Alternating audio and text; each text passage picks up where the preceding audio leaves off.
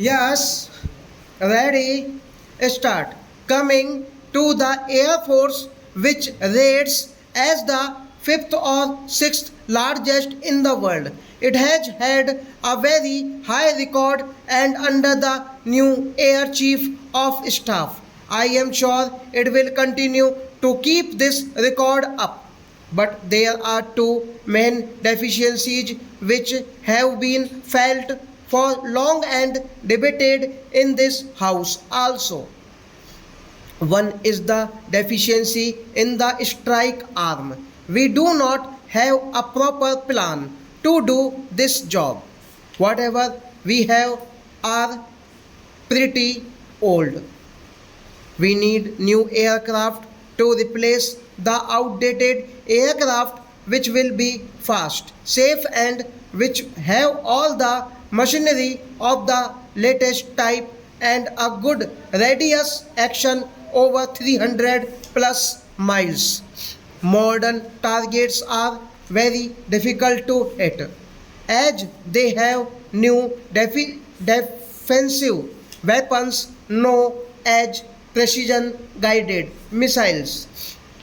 They give very little time for an aircraft to come in, find the target, release its weapons, and get out.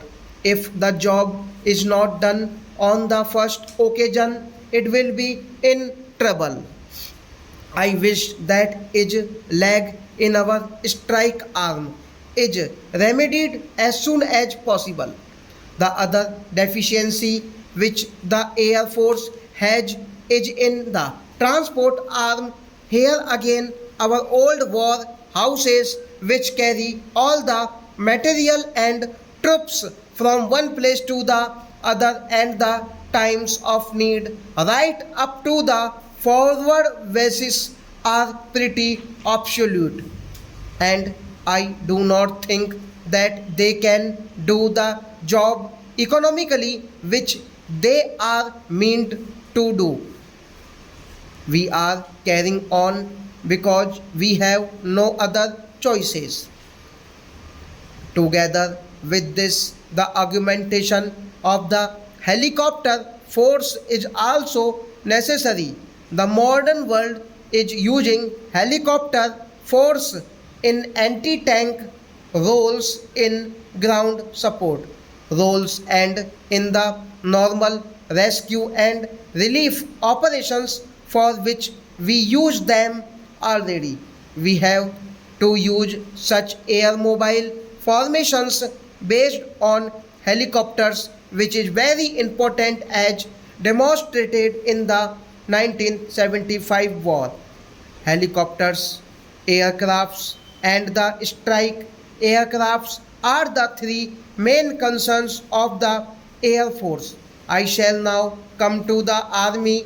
Although our Army is rated as the fourth largest and has a very fine high tradition and record, there are few things which need to be taken into account seriously. The new concept of using task forces using armor, guided missiles, and helicopters in an integrated manner is the thing that makes a devastating dent in any attacking force. And this concept has to be seriously used and perfected. Therefore, I would like to say that the army needs to have all these things taken into consideration very seriously. Stop.